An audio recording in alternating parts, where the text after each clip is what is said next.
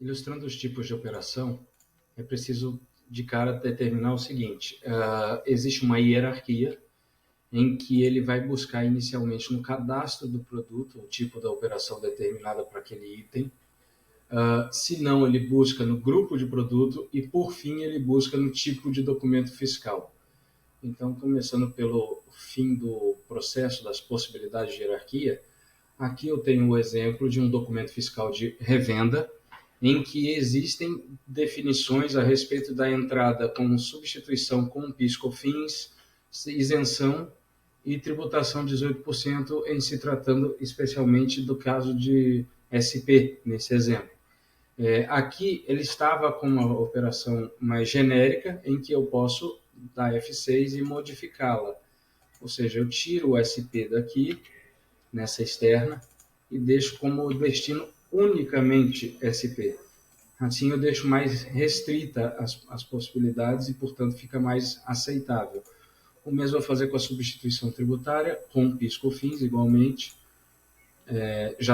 Na realidade, desculpe, já estava, né, na tributada também. E, portanto, só dar esse exemplo basta para que eu diga que, como última barreira, ele vai buscar o tipo da operação aqui, no documento fiscal determinado na entrada. Entretanto, para eu ter estratificação, ou seja, o documento fiscal ele vai aportar qualquer tipo de entrada, seja ela tributado, isenção, substituído e etc. Então, é a última barreira que ele vai checar. O que normalmente é desejável é que você tenha uma estrutura de grupos em que todos os produtos desse grupo casam com essa determinada tributação esperada. Nesse caso aqui, a água nós sabemos que é substituição tributária. Então, aqui eu vou na operação de nota fiscal e insiro a operação.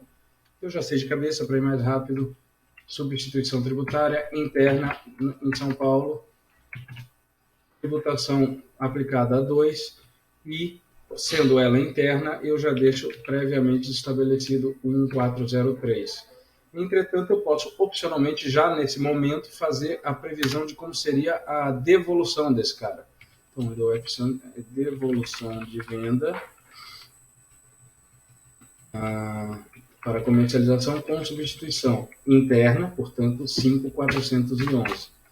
E assim eu previ as duas possibilidades, da entrada em si, que é o caso, e também da eventual devolução dessa compra, né? E aí eu vou inserir agora novamente o mesmo natureza de operação, só que externa, F11 aqui, marco tudo e tiro São Paulo, para ele ter bastante definido como deve se comportar nesse caso específico. E como é externa, portanto, seria 2403, e a devolução de compra seria a 6.411, né?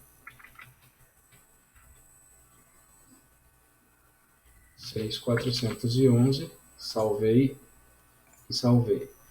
Dentro desse raciocínio, ele vai já saber, em se tratando de uma água, numa nota que eu esteja dando a entrada, que deve fazer o aporte da tributação e da natureza de operação pelo tipo de operação determinado no grupo. Entretanto, eventualmente, eu posso ter um grupo que tem algumas poucas exceções. Vamos pegar um produto qualquer aqui, um vinho. Esse vinho, eu já sei que ele está como substituição e ela pode não ser todo o vinho que está sob o regime da tributação. Então, seria um exemplo aqui, hipotético, em que na empresa tal eu vou fazer uma operação não fiscal, uma operação de nota fiscal, fazendo uma exceção. A exceção seria, está tributado, ok, entretanto, as entradas desse produto seriam tributados 18%, ou 25%, enfim, o que tiver pré-determinado aqui, com ou sem PIS/COFINS, igualmente, e aí seguindo a mesma lógica, né? Aqui a tributação de entrada seria tributado 18% com PIS/COFINS, e aí aqui também seria diferenciado porque é um 102, eu posso também prever a devolução ou não. Entretanto, é essa a ideia, eu faria no produto, e portanto ele vai checar no produto, tem aqui a tributação, o tipo de operação que ele precisa,